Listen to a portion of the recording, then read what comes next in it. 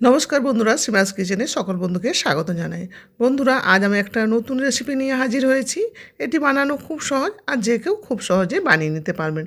আর খেতে হবে খুব টেস্টি, সবার মুখে রুচি ফিরে আসবে। আর এই মুখরোচক রেসিপিটি তৈরি করলাম কিভাবে, একটা লাইক দিয়ে চলুন তাহলে দেখিনি সবাই মিলে।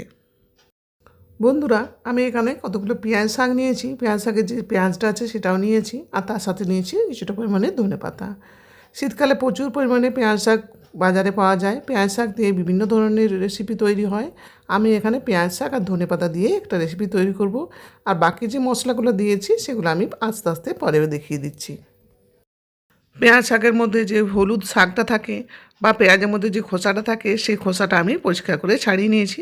পেঁয়াজটা এবার ছুরি দিয়ে আমি কেটে নেবো টুকরো টুকরো করে।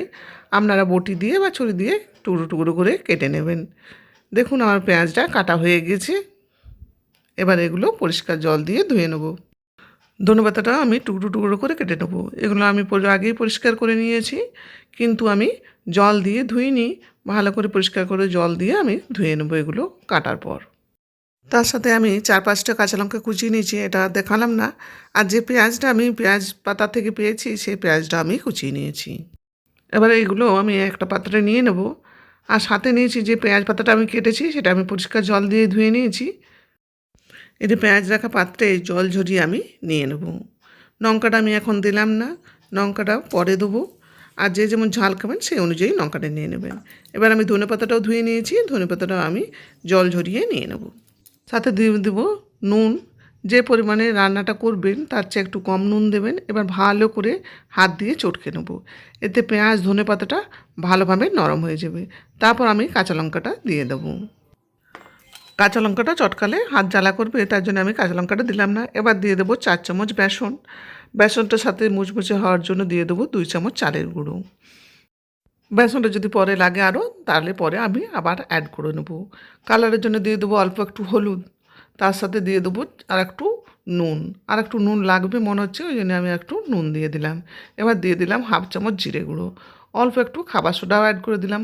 অল্প একটু আদা রসুন বাটাও অ্যাড করে দিলাম। এবার ভালো করে আমি এটা মেখে নেব।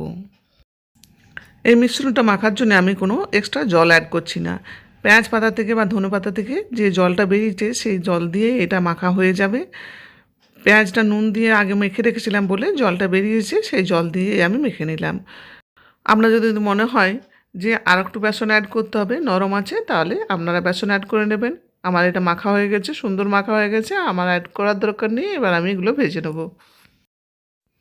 আমি আগে থেকে গ্যাসে প্যান চাপিয়ে দিয়ে তেল গরম করে নিয়েছি। এবার আমি ছোট ছোট আকারে পকোড়ার আকারে এগুলো ভেজে নেব। নতুন বন্ধুরা আমার চ্যানেলে নতুন ভিডিও দেখছেন, ভিডিওটি ভালো লাগলে চ্যানেলটি সাবস্ক্রাইব করে আমার পাশে থাকবেন। আর পাশে থাকা বেল বাটনটি অন করে দেবেন।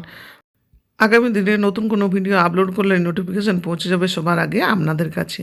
আর পুরনো বন্ধুদের অসংখ্য ধন্যবাদ আমার পাশে থাকার জন্য। গ্যাসের ফ্লেমটা অবশ্যই মিডিয়াম টু হাই রাখবেন। হাই ফ্লেমে পকোড়াগুলো ভাজলে বেশ মুচমুচে হবে পকোড়াটা। আর যদি লো ফ্লেমে ভাজেন তাহলে কিন্তু নরম হয়ে যাবে। দেখুন, আমি চামচ দিয়ে উল্টে নিচ্ছি। আর একসাথে অনেকগুলো পকোড়া ভাজা যাবে বলে আমি প্যানে চাপিয়ে নিয়েছি। কড়াইয়ে একসাথে এতগুলো পকোড়া ভাজা যাবে না। যেহেতু একসাথে অনেকগুলো পকোড়া ভাজা আছে, তাই সহজে খুন্তি দিয়ে উল্টানো যাবে না। এতে তেল ছিটে আসার সম্ভাবনা থাকবে, তাই আমি চামচ দিয়ে আস্তে আস্তে পকোড়াগুলো উল্টো পাল্টা করে ভেজে নিচ্ছি। বন্ধুরা, এরকম একটা মুখরোচক পকোড়া বাড়িতে বানিয়ে একবার হলেও দেখতে পারেন। আশা করি আপনাদের ভালো লাগবে।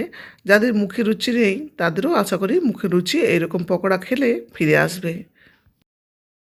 ব্রাউন কালারের বেশ মুচমুচে পকোড়া আমার ভাজা হয়ে গিয়েছে।